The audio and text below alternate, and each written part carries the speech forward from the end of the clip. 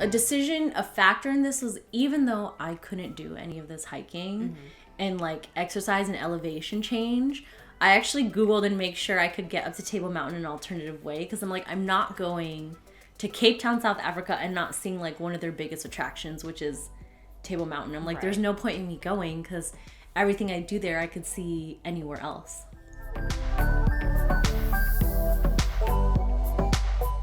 I'm Trizzy. And I'm Leah. And this is Ticket to Anywhere podcast, bringing you the gear, tools, and tips to equip you for a travel-filled life. No matter your travel experience or lack thereof, we aim to be your first stop when you're thinking of where to go, how to get there, what to bring, and what to do. Catch the latest episode every other Wednesday on YouTube or your favorite listening app. We'd love to connect with you.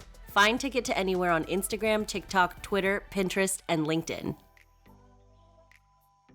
Moeni, everyone. I'm Trizzy. and I'm Leah. This is the Ticket to Anywhere podcast. In today's episode, We're talking about Cape Town, South Africa, baby. ooh, I've been waiting for this one, Because right? guess who just spent almost 5 weeks there? Me. Me as in Leah, LA in flight, not me as in Trizzy. Yes, don't worry. I called her every day and I was like, look where I'm at. Come be with me. Come be with me in my... seriously. Yeah, what? I even looked at flights too because she had an apartment to herself and I was like, girl, let me I literally see. had a 2-bedroom to myself and I was like, yo, I literally have a bedroom for you if you decide to come out. I was like, just be prepared to fly 37 hours like I did. But Cape Town was such a surprise. I wouldn't expect anything less. I loved it more than I thought I would. You know, awesome. in the episode you hear the reasons for me going to Cape Town exactly, but I would literally do it again and again and again. Yeah, and it was great how you broke everything down from before the trip, when we were there, what you don't want to miss. And I think that's really key, Yes. especially when people are overwhelmed with researching. Mm-hmm. You just go straight to what you don't want to miss, and then Leah listens it out. Yeah, So, I hope that's helpful. There's something for everyone there, honestly. Mm-hmm. I think it's a capital of adventure, of nature. Av nature. It's a capital of adventure, nature, cultures, big mix of cultures, which means lots of great food. Yeah. And it's just, you know, a beautiful place to be. Highly Exactly. recommend. I think one of my favorite part, and I'm not going to spoil anything, was the history lesson that Leah broke down. So. Yeah. Just in case you do want to know some things before you go, which I always think is important, but what's even more important is learning while you're there. Yes, Yep. 100%. Yeah. Yeah. And Leah brought back some tea for me. Always. Yes, and what I'm drinking today in my Ember cup is Rooibos tea. Fresh Pack, right? Fresh Pack is the Yes. brand. And Leah told me that they drink it kind of like how we drink Lipton. So It's definitely a the household- locals tea. Yeah. It's a household brand. You for could sure. literally go, like I went to Woolworths, which is a huge grocery store chain headquartered in South Africa. They call it Woolies, affectionately Woolies for short. But I got like 40 bags for $2. Ooh. And Rooibos, you know, is native to South Africa. So I'm like, I gotta go and get Trizzy the local stuff, Yeah, right? I got a Fresh Pack Rooibos steeping in here. And me, it's not South African coffee, unfortunately. This is actually a rose latte from Coffee Kiosk, but you know, iced with oat milk. Yeah, well, cheers to a month in Cape Town. A month in Cape Town. Nkosi, everyone, which means thank you in Xhosa. Safety Wing is the world's first international travel medical insurance. You can sign up even if your trip is already happening, or sign up in advance by selecting a future start date. For only $42 per 4 weeks, you can be covered under Safety Wing and its Nomad insurance. Click the link in our description for more info and to sign up. Safe travels! Moeni, everyone. That is how you say hello or hi in Xhosa, which is one of the native languages of South Africa. And today I am bringing you on a ride to visit Cape Town, South Africa in particular. So excited for this episode! Yeah! Woo! I think you really love... I know I said you'd really love London. But this is much more... Lots of nature, lots of outdoors. It's very, very different. Kind of reminiscent of the coastline of California, but still very distinct on its own. So that. I remember Leah sent me a photo of somewhere, and I was like, that looks like Long Beach. Well, I spent a month in Cape Town, solely Cape Town, South Africa, with a tour company called Remote Year there. I got to bring my job. It was really exciting. They kind of take care of everything else. But how did I decide on Cape Town? It actually wasn't like number one on my list. I wanted to get there eventually. I've heard so many great things. Wine, nature, terrain. I've heard so many wonderful things. And the culture is very laid back. But I actually was I wanted to be around people who are working. So basically I wanted to go on a digital nomad trip. I wanted something that was in like a certain price point. So I was willing to go on like kind of a group tour, an adventure tour, if you will.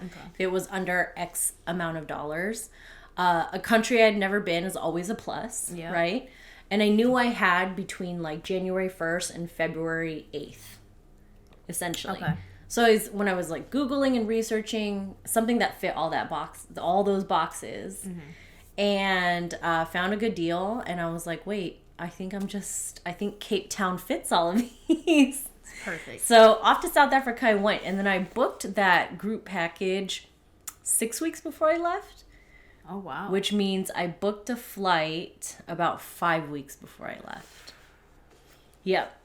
So quick. Everything happened quickly. Exactly. And so as one of our destination episodes, what we try to do is get you excited about going, kind of give you what you need to know before you go, things that I experienced while I was there. South Africa has a lot of history, and then there was a lot of colonization as well, and so it's a very colorful history. And then Cape Town is on a whole different level, being the second largest city there. That's crazy. So first section, how we like to separate the destination episodes, much of the planning. I told you why Cape Town. Travel insurance, always get it. I'm not even going to expand on it, but we have multiple episodes. Why we use Safety Wing. Even we had the founder of Safety Wing on it, and we were using Safety Wing before we even became acquainted with them. So always recommend it. The season for Cape Town. You know that 70% of the world lives in the Northern Hemisphere? That's really? 70%. Sheesh. Yeah. So Cape Town is in the Southern Hemisphere. That's where I want to be. It's at the bottom, right now, right? It's at the bottom of the continent of Africa. So whatever it is up, if you're in the US or in Europe, it's the opposite. So since I went the whole month of January when it was like dumping rain here in California and flooding, unfortunately, I was in Cape Town in their summertime. And that was a plus. I would always love to be in warmer weather, right? Yeah. When it's cold, quote unquote cold. I mean, quotes for those listening. And you love dipping out in January, like after the holidays and stuff. Yeah, I was telling Trizzy this. For me personally, January has usually been a really down, quiet month. And I think for a lot of people. Yeah. But that's because for the holidays, I usually stay close to home. Yeah.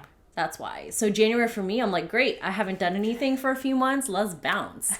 And to be honest, flights, it's like proven that flights are cheaper after New Year's. There you go. So I'm like, all right, like January, let's go. Start off the New Year strong with the big trip. Exactly. And I was one of those people, like, I thought I always wanted to be somewhere new for New Year's, but it doesn't have to be like on New Year's Day. Exactly. Yeah. As long as I'm, if I can go somewhere right after that. Yeah. It's also nice. Right.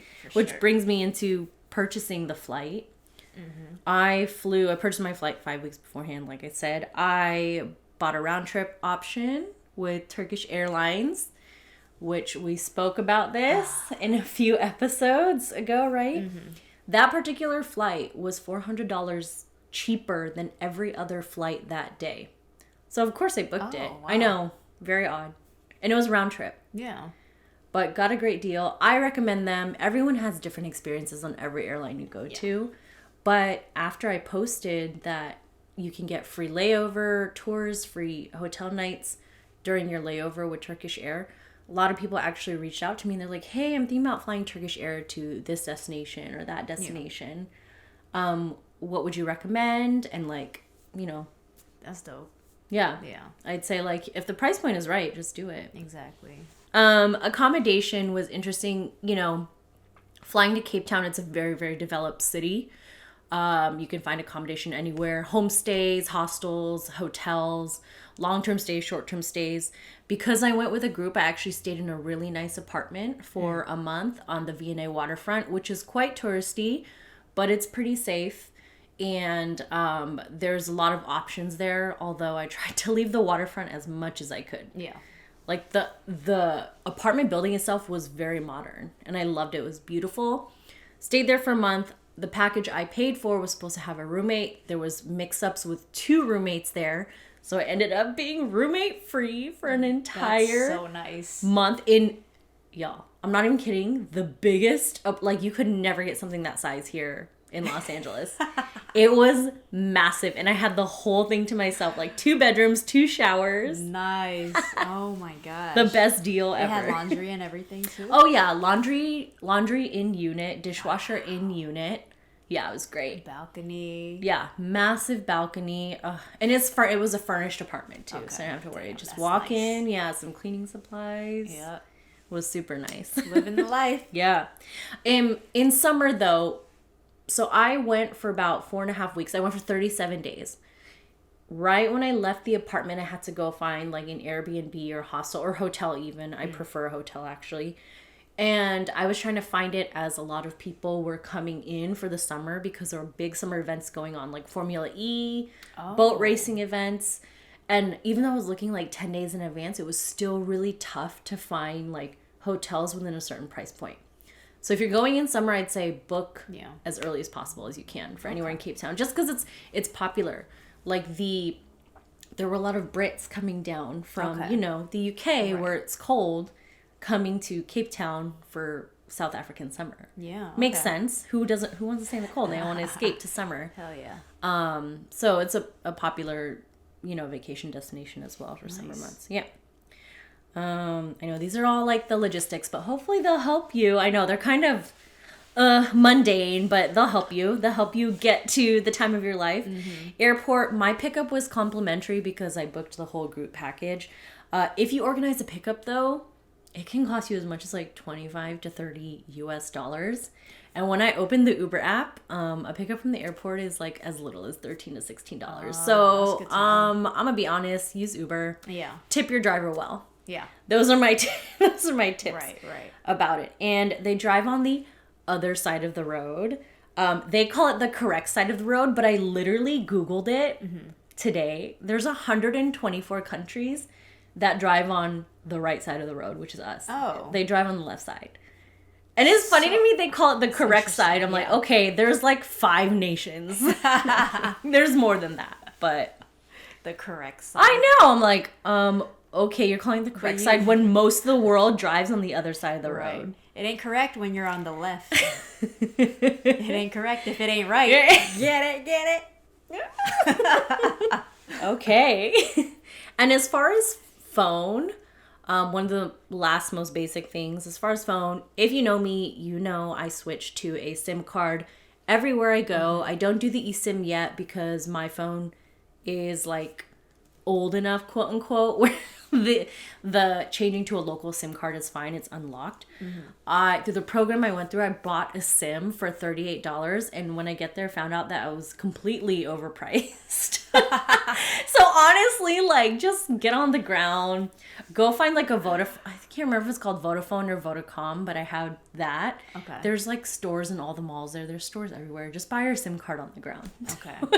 So Because- it's always cheaper outside. Oh, always. Yeah. I like pre-purchase mine, but they have to mark it up somehow to make money. $38. Yeah.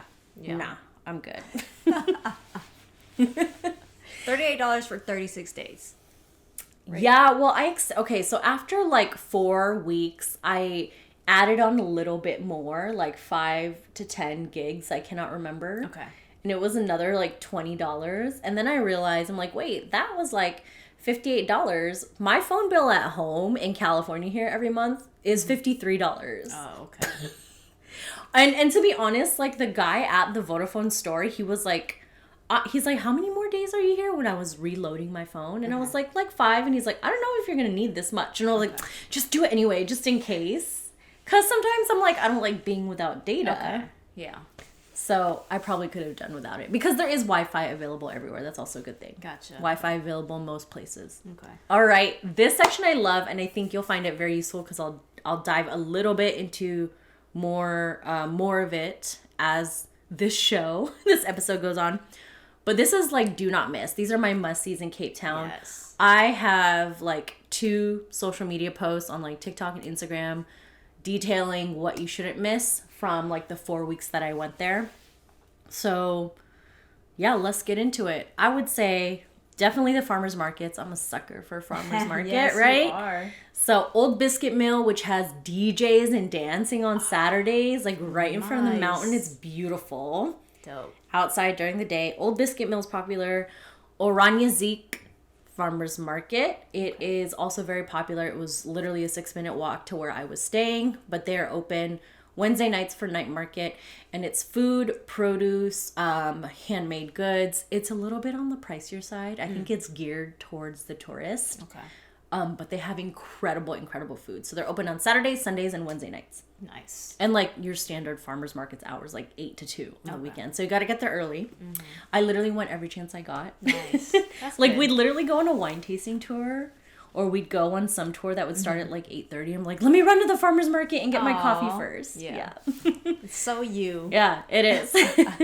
And then in oh my goodness, Bay Harbor Market as well. That's also a popular one. In Hout Bay, it's like the oldest market in Cape Town, actually. I think it is, Bay Harbor Market. Okay. It's a little bit smaller, but it's very unique. And then Green Square is also more of a shopping market right in the middle of the city. Okay. Not That's really outdoor? food. Yeah, outdoor, but it's more like souvenir shopping. Oh, do you know what I mean? Gotcha. Yeah. Okay. Not necessarily farmer's market, but still market. So I would recommend going if you can get a local to give you a tour or go with you is Langa. Langa is like the oldest township. It's a little village in, I believe, South Africa. And they're really trying to turn the village around, provide resources for the people that live there. It's kind of outside of the center of Cape Town, but it's still considered Cape Town. I did get my amazing earrings from there. I actually got it from the art center that's in the middle, where they have a ton of local artists selling their artwork. And as you know, we always buy and support local whenever we can. So Langa is a very important place to visit, learn about the people, the culture there, and just the village and their way of life, and support the local artists. Don't miss the markets. So many outdoor hikes. This is your port right here. Let's go. Lion's Head, super famous. I couldn't do it because if you've been following my journey, I just got a knee surgery.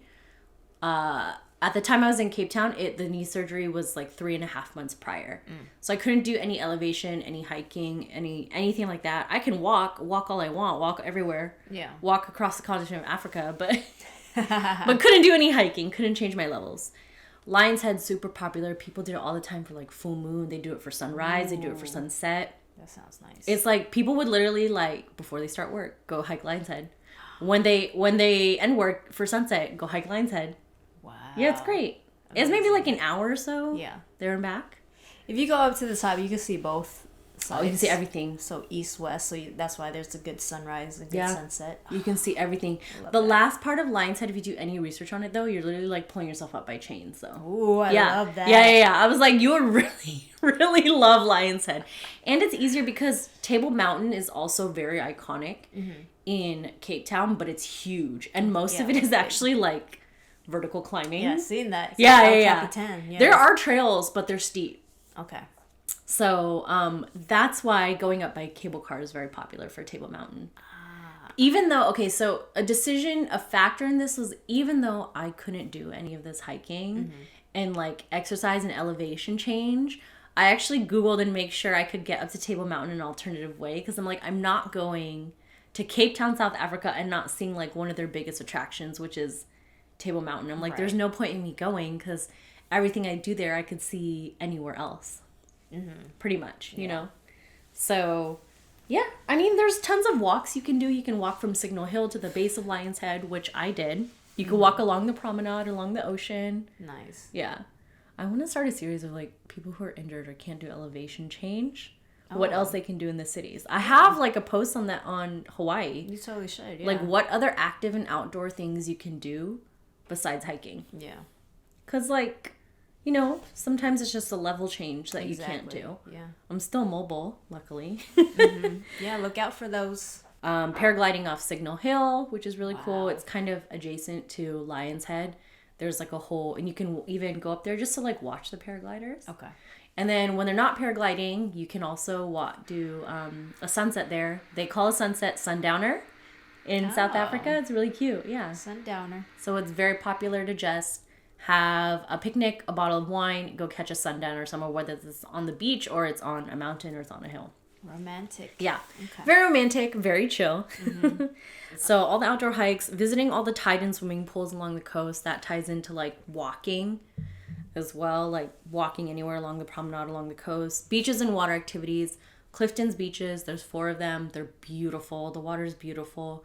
You kind of have to go through residential neighborhoods and like climb all the descend all the stairs. Ooh. So it's kind of cliff, but there's stairs to get down to the beaches. It's a bit of a trek, a few minutes, but you know. Is it like a scary trek down? No, because it's like stairwells, like staircases. Gotcha. Yeah. All right. Yeah. So there's like railing, you know. It's just kind of steep.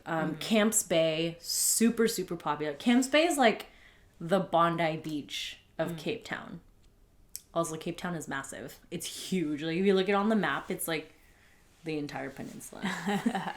But beaches and water, and it's not like you can go in the water. It is, to me, is freezing, but I don't have a very high cold tolerance. But as far as like waves, they're pretty safe. Okay. You can go surfing, which is cool. You just have to go, I think, to different kinds of beaches. So more outdoor activities again. Visit the penguins at Boulders Beach. You can get nice and close to them. We did a guided tour that kind of messed up where we were supposed to go exactly. So we got like 10 feet away from the penguins, but I did not get up close to them. And because that guided tour was kind of botched, I actually had some friends that went back and redid the guided tour and got up close to penguins. I didn't because I didn't have enough time. But you can get up close and chill with the penguins at Boulders Beach. Yeah. Cage diving with the sharks, which is a very, very, very popular activity to do in South Africa.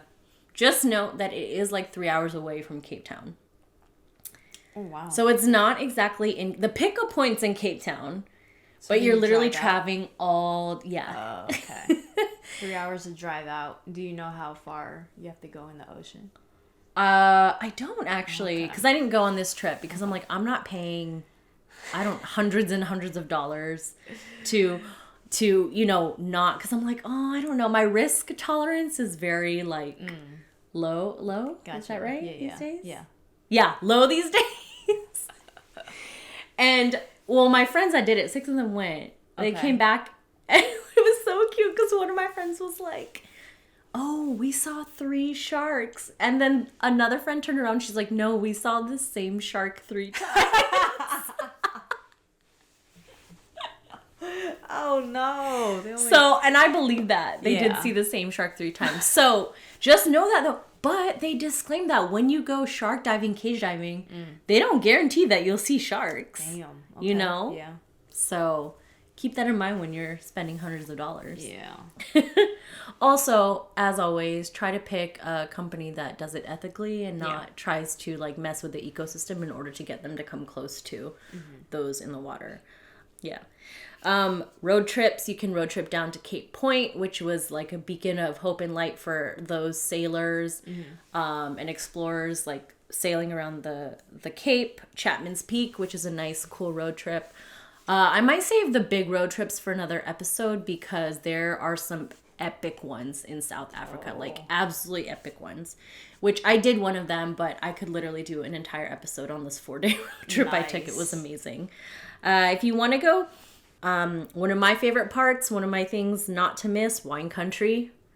Big fan of wine country. There's Stellenbosch, there's Constantia, which is the closest to Cape Town. Stellenbosch is kind of a drive out, like 40 minutes or so.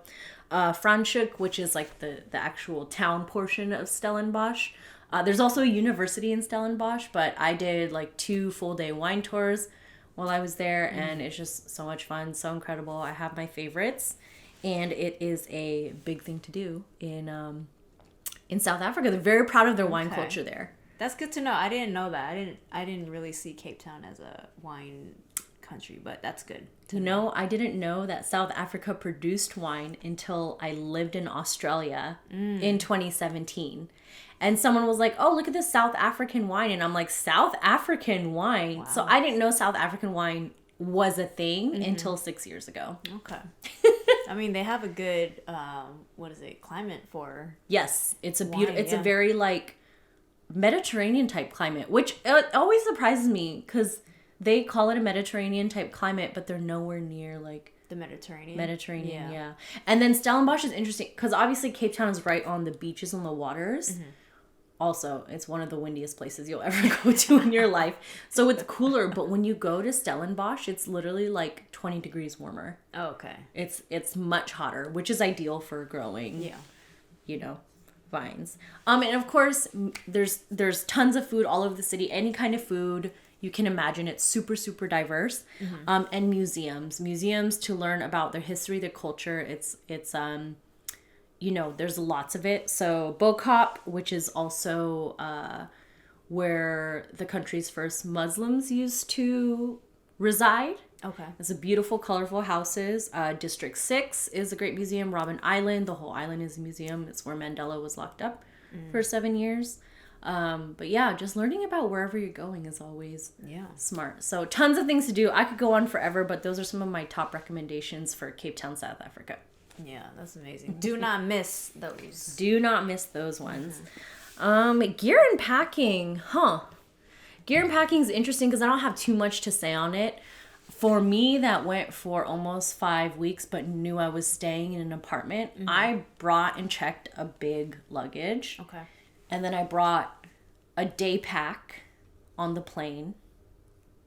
And that was it because I didn't think I could have more on the plane. Yeah. So I walked around to the lounges, etc. on the plane with just my it was like an Adidas backpack. That was it. Yeah. And like all of the big cities in South Africa, Cape Town, Johannesburg, Durban, anywhere you go, actually mostly anywhere you go, will have stores where you can purchase clothing that you need, similar to things you could get back home. Yeah. Like I said, the wind, be prepared for that. I had to buy an extra windbreaker because I didn't realize how windy it was gonna be. Like Cape Town as a whole, like everywhere in Cape Town? Pretty much everywhere. And then of course the higher you get, the windier it is. So and just prepare for lots of outdoor activities. I went during summer, so a lot of people brought tons of bathing suits and summer clothing. So it was perfect. Just be there, just prepare for the weather there. I think the biggest thing is winter. The rain, it's not too surprising. You'll know in advance when it's coming. It's not like surprise rain like in Hawaii or Bali, any of that. So yeah, gear and packing, I think you can make that your own. Okay. Budget is interesting because South Africa was actually a lot more affordable than I thought it would be, to be honest. Also, I watched a TikTok the other day with a girl who had travel icks, and this made me mad because it's one of my icks too. Yeah. She said she gets actually ticked off when people call a whole country cheap. And that makes me mad too because I'm like, for the people that live there, that's true. That's what they can afford. That is their style of living. And you're coming in here being like, wow, this is all so cheap and so inexpensive. And oh my God, I'm richer than everyone here. And I cannot stand that. So I can't tell you how many people in my group I literally had to be like, you need to stop. I told people this. Yeah. You need to stop calling everything cheap and you need to stop saying it out loud around the other South Africans that are living here. Because that's an embarrassment for you and for them. Yeah. Okay. Do not humiliate people like that. I feel like I say that, then I'm gonna correct myself. But you don't say it, you probably don't say it out loud. Oh, I don't say it out loud. No. Would you go to an Indonesia and be like, wow, look how dirt cheap your food is? Like, that's embarrassing. Oh, yeah, I don't y'all. say it out loud, no. People say that out loud? That's what I'm saying. People were saying it out loud. And I'm like, oh my gosh, I don't know these. And then, of course, they can hear your American voice, your accent, and then they're going to tie it. Then they're going to generalize and be like, wow, all Americans act like that. So please don't call an entire country cheap, because that's not the situation. Like, there's other ways to rephrase that. Like, maybe more affordable or your dollar goes further. Yeah, or just don't say it. Yeah, just don't say, like, Yeah. just, like, be happy in the fact that, like, you were surprised that, you know, things were a little bit less expensive than you thought they were going to be. That's how I got there. I was like, oh, okay, this is interesting. And I was, you know, that means I tipped well while I was there, though. Yeah. We looked at the menu and was like, let me get this. So yeah, like a few things to help you prepare, like, for what the cost of items are when you're running around Cape Town, which, keep in mind, obviously big cities are always way more expensive if you're going outside the big city, somewhere rural or smaller towns, right, where there's a lot more locals. So base price of Ubers were always about 43 Rand. Rand is the South African Rand, that is the currency unit. When I was there, it was about 17 Rand to $1. So base price of an Uber is about $2.35. Base price, if you're going, like, the shortest distance. Okay. Yeah. Wow. Yeah. And if you're sharing that with people, like, we didn't even, because they were quite affordable for us, we weren't even, like, charging, we weren't splitting the Ubers at that point. It'd be like, you get the next one, you get the next one, etc. So, Venmo me 50 cents. Yeah, yo. Can you imagine? Like, I'd be like, it's okay, you can get this one. Yeah. Price of beer at an inexpensive restaurant was about 40 Rand, so about the same price, like $2.50. Price of a cup of coffee, like an iced cup of coffee, could be like 50 Rand. Okay. So maybe like $3 and something. Bottle of wine, anywhere between about, like, for a decent but inexpensive bottle of wine, anywhere between like $3 and $5.50. Okay. About like one you could buy at Woolworths, the grocery store. Physical therapy, I had to go see a physio. They call them physiotherapists everywhere in the world besides the United States of America. They call them physiotherapists, physio for short. I had to go see one because I thought I had re-injured my leg. They don't care if you have insurance. You pay out of pocket. Do you want to take a stab at how much it was? In USD, I want to say $25. Oh, I mean, that would be great. Yeah. It was about 39 US dollars. Wow. Per session. In the United States, a physical therapy session for like 50 minutes is like $300 something. Right, and that's 50 minutes, not even the full hour. Yeah, and that's if insurance doesn't cover it. Which is insane. So I was glad to pay my $39 to get the exact same treatment we get here in the US. You know, we bought Indian food. Like, for example, we went to Indian food, a friend and I, this cool kind of food market, food hall. We literally spent like $15 for the both of us. I swear it could have fed a family of 6. We bought way too much food on accident. We just bought like 2 curries and 2 pieces of bread. And it was they came out in big old It was platters. massive, and we're like, oh my god. But it was the cheapest meal we had while we were there. Okay. Fun fact, South Africa, or like Durban, South Africa, which is on the East Coast, has the largest Indian population in the world outside of India. Oh. So there's a lot of Indian influence in Durban, which was on the complete opposite side of the country from where I was. Wow, nice. Yeah. So if you're going to a fancy restaurant or fancy bar, not like uber fancy, like 5 stars, but like a more upscale, kind of a trendy bar there. Anywhere between $3 and $10 per plate. So, you know, we were cool with those prices. Things like special things going up to Table Mountain was 400 Rand. It's about 22 US dollars. Which sounds quite pricey, actually, but you can go for free on your birthday, which is cool. But to a South African, that's a lot of 400 Rand's a lot of money. You know, when you compare it to the price of everyday things. Yeah. So yeah, but you can go up for free on a birthday, which I would recommend. But honestly, we went up to Table Mountain by cable car, and was we spent like 4.5 hours up there. It was one of the coolest things ever. There's restaurants, there's wine tasting, there's guided nature walks you can take. You can explore everywhere. There's viewpoints. It's like a little town up there. It is beautiful. It's so stunning. It's absolutely stunning. Okay. Things like kayaking for 2 hours in the morning. We went with a guy named Jordy. Atlantic, I can't remember. It was like Atlantic Sea Sports or whatnot. That was like $30 to go for 2 hours. Okay. Just giving you all like an idea of the pricing of things, you know. Wine tasting, we did a wine and chocolate pairing that netted out to just under $11, but it's like 5 wines, 5 different chocolates. Yeah, that's not bad. If you got that here in California, that'd literally be 3 times the price. Exactly. How did you feel about the chocolate? Because I know you're not big on chocolate. Yeah, I know. One of my friends didn't drink. Okay. So we actually split one. I took the wine. She took the chocolate. That's smart. Yeah, so it actually was like $5 wine tasting for me for 5 different wines, which is so reasonable. Yeah. On any other wine tasting, like I took photos of the menus and whatnot. A lot of other wine tastings would range between 55 Rand and 95 Rand, which is, you know, not too expensive at all. Yeah. That's probably literally like a fifth of the price of any wine tasting we would pay here in California. Yeah. So get your wine tastings worth in South Africa, honestly. Amazing, yeah. Yeah. My favorite dish in all of Cape Town was at the Oranje market.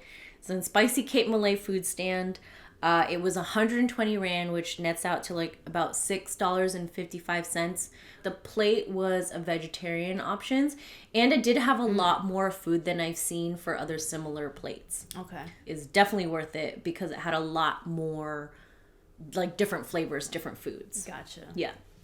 So budgeting, you know, whatever you like to spend, spend accordingly, but spend it on wine. I hope that kind of gives you an idea of like pricing, you know? Mm-hmm. Working remotely. Like I said, I went there to work remotely. Working remotely in Cape Town is a very, very, very popular thing to do. But what I didn't realize before I went is how interesting the load shedding is. Now, load shedding has been around for a few years very heavily in all of South Africa. And because electricity and power is kind of run by the government there, these are like internal political government issues. They've decided because there's an energy crisis that the energy needs to be turned off several times a day for a few hours a day. And every neighborhood has different times of load shedding. Wow. So there's an app that I used while I was there. Is called Eskom Push, which is really, really helpful. Everyone hasn't used it, and it would tell you all the load shedding times for the next 48 hours. Okay. So that is how you can plan accordingly, right? Yeah. The thing is with load shedding, it doesn't affect people who can afford generators. Now, when you think of that, that's businesses, right? The government, they don't shut their block down at all because it's in the same block as a hospital and you can't have the power go off during the hospital. Mm-hmm. I do think I'm not going to speak on my issues on a country that I don't live in, but there are people who cannot afford generators. Yeah. So they're without power, they're without electricity, they're without washing, you know, anything that can help them run, do work, household chores, etc., like continue to live uninterrupted.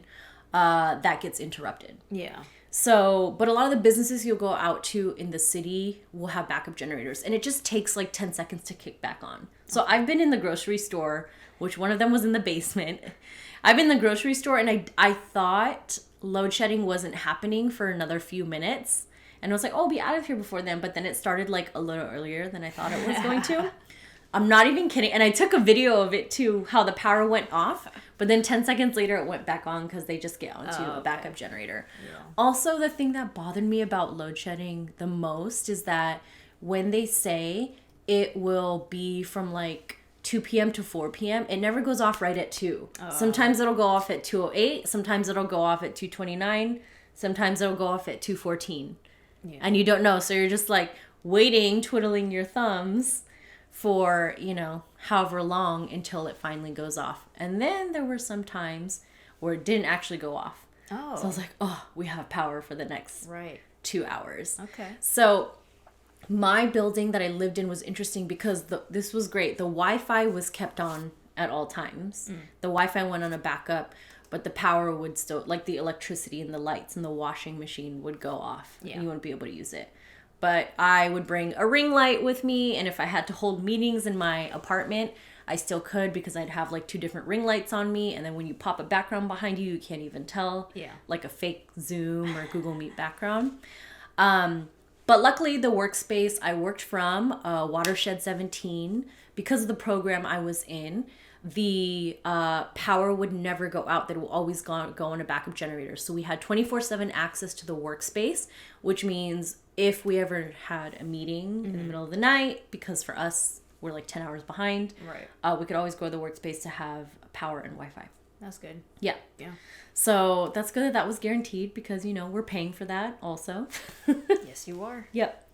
And, but yeah, I think like obviously when there's natural daylight, it maybe doesn't affect you that much as far as electricity. I know people do some of their washing during the day and whatnot, but there were some mornings where I wanted to make coffee and then I forget load shedding. I can't even boil water. Oh no. So, yeah. The thing with South Africans is like when we go there, we're like, oh my gosh, we feel so bad. Your power goes out. But for them, it's just a way of life now. You know, every government, every system has their issues. They learn how to work around it until they can solve these bigger issues coming from the top and affecting their whole country. They've learned to live through the load shedding. So I think one thing that a lot of locals may tell you is like, you know what? We work around it. That's good. You don't need to pity us. Yeah. That's true. Yeah. Yeah. I mean, to me, it still is like a classist thing, but those are some issues that I myself alone cannot fix, unfortunately.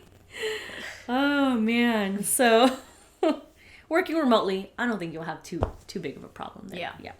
Especially if you invest in a workspace. Like I said, the program I went with is Remote Year. They take digital nomads anywhere they can go, or anywhere around the world that they have programs in. So it was really helpful in finding us workspace. While you're there, oh man, I mean, I feel like this can just kind of tie anything together. While you're there, I'd say the biggest thing is learn about the country and the city's history. Yes. And really take that to heart and carry that with every person that you meet, every local that you meet, and know that everyone has a story, right? These museums they're complimentary or they're free or they're discounted for a reason. And if they're not, it's to go back and support the local economy, right? Always buy small. We always promote going to local shops, buying local, bringing souvenirs back to friends that were handmade, etc.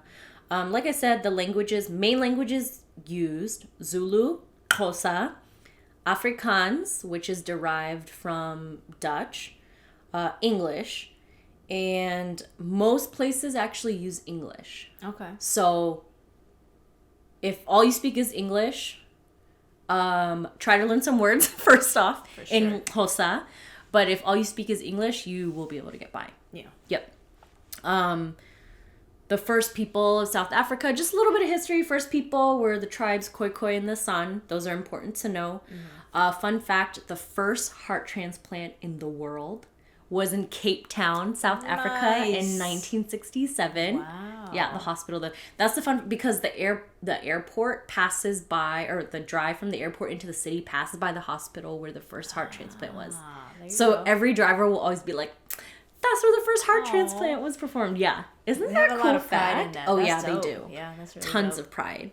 Yeah. So it's interesting in terms of like who came and conquered and like influenced Cape Town in particular. The Chinese came very, very early, centuries and centuries ago, started trade there. Then the Portuguese settled for a bit in the 1400s.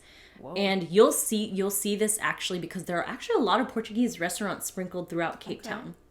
But they basically was like, it's too windy, and then they left for a while.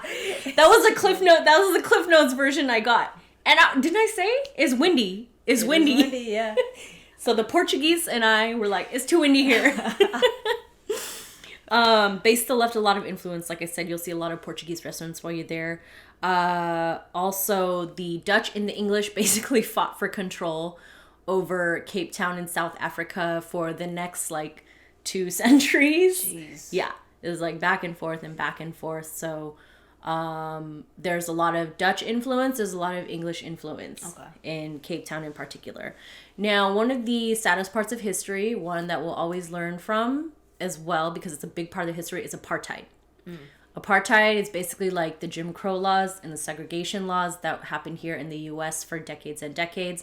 They basically took blacks and whites, they separated them. They said you can't live in the same neighborhoods, you can't pee in the same bathrooms, you can't go to the same schools. And crazy enough, you know, that period was from 1948 to like 1990s. Jeez. That was like so apartheid recent, just ended like 30 years ago. Wow. Which is wild. Yeah. So, you know, they're moving towards hopefully a better, brighter, more inclusive future. But these systems were created the same reason as they were in the US, to oppress Black people and hinder them financially, economically, socially, all of that. So, Robben Island is a great place to learn. It's embedded in their history. It's where they sent a lot of the prisoners. Nelson Mandela was locked up there for 7 years. I actually didn't realize he's been in several prisons. Oh. I thought so. So Robben Island, it's just a short boat ride, like a 30-minute boat ride from Cape Town. Okay. But he basically spent the longest of his time locked up in Robben Island. But I thought he was there his whole life. This is before I went to Cape Town and knew anything.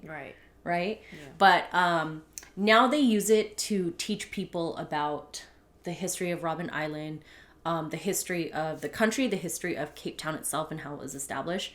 Really, really well-run tour. Highly, highly recommend it. That's cool. Yeah.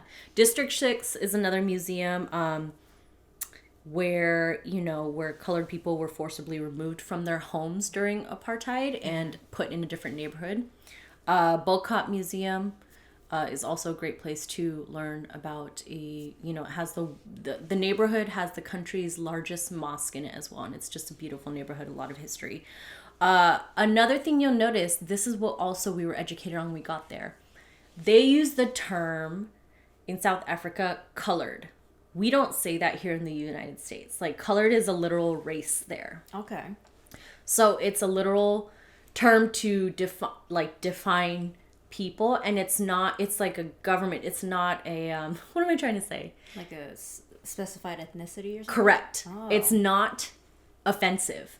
Okay. Whereas it's interesting because in the U.S., it's very offensive.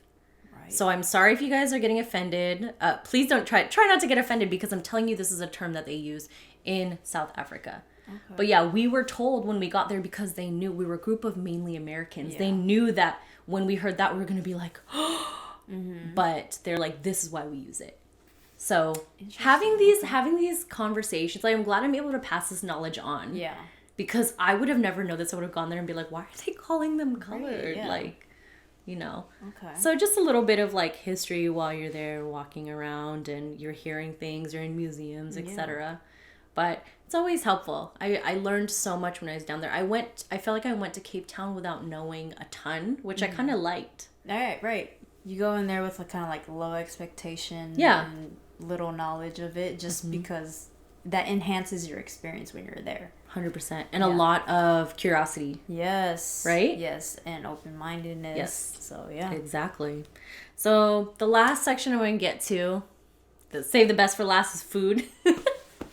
Yes. Food. Let's go. Like I mentioned, Durban, South Africa has the largest population of Indians outside of India. So, there's a lot of Indian influence, tons of delicious Indian food. Yum. Cape Town especially, very much a mix of European, Cape Malay cultures from all over the world, all over the continent as well.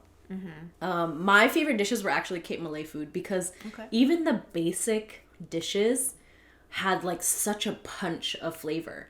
Their basic beans, shakalaka, my favorite dish. Oh my gosh, my favorite South African dish. It's called shakalaka. It's like beans and spices, and it sounds so like random. Yeah. But when you were done eating the beans and the veggies in it, then you just take some bread, some of their delicious bread, and you like dip it in the sauce. It was incredible. It was just So good. And if you know me, I'm pescatarian.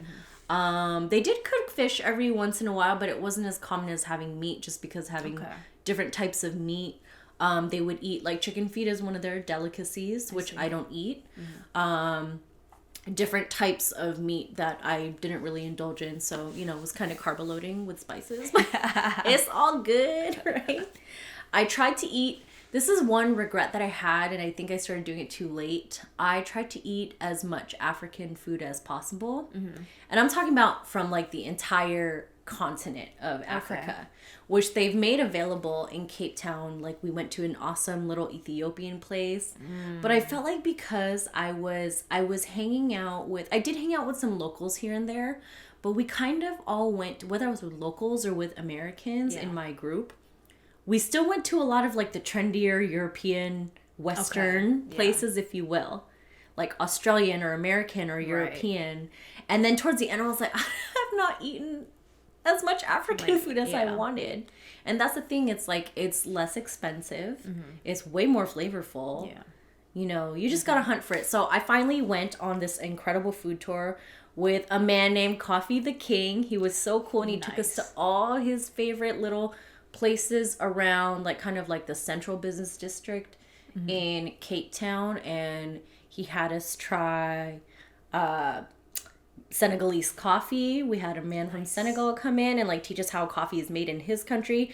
We had jollof from Mali. Ooh. Which jollof, you know, everyone gonna argue who has the best jollof, right? Everyone gonna argue about that. But I asked him, I was like, Coffee, what's your favorite? He's like, honestly, it's this Mali one. And after I tried it, I could see why, because I think it's one of my favorites too. There you go. It's so good. There you go. But I'll drop the link to his tour in here because I think it's so worth it. And if you go to Cape Town, I think you should do it the first few days you're there. Right. So that you can kind of go back to the places that he recommends, or try, you know, spin-offs of them. But he is where I learned about the Ethiopian place as well. So we got to go there through Coffee's recommendation. But yeah, the food is just a big mix. It is very diverse. I did, weirdly enough, have Mexican food while I was there. I was on a date. Okay. For not a Mexican in sight for thousands and thousands of kilometers, and from being, like, as far away from Mexico as humanly possible, I actually give the food, like, a 7. Wow. Which is kind of high, huh? Okay. Yeah, that is high. Do you remember the name of the place? Yes, it's called El Burro. There you go. So check it out when you're there. The drinks were pretty good. They had all kinds of tequila. I was very surprised at their tequila selection. Nice. I was like, can you imagine the import fees on all of this stuff? Indeed, yeah. Or maybe they're just importing it from Europe, which could be a little bit cheaper instead of importing it from Mexico. Not sure. But the food, very, very diverse. I would say definitely immerse yourself in African food as much as you can while there. But Cape Town really does have it all. Asian food, Southeast Asian food, Indian food, all kinds of European foods, tons of African food, even Mexican food. Man, I'm going to go there and be on a hunt for boba. Yeah. There were some places. Oh, I don't hunt for boba like you do. Yeah. But there were definitely some. Oh, really? Yeah. Oh, nice. Absolutely, definitely some tea shops there. Sweet. Yeah. So that is Cape Town in a nutshell. I know I went through that pretty quick, but you know, that's just to inspire y'all to get going. Exactly. Cape Town is for everybody. It is. It really is. It is such a vibrant city with so much nature and diverse food and a rich history, and I highly, highly recommend it. I cannot wait to go back. That's sweet. Thank you guys for listening. Thank you, Leah, for sharing.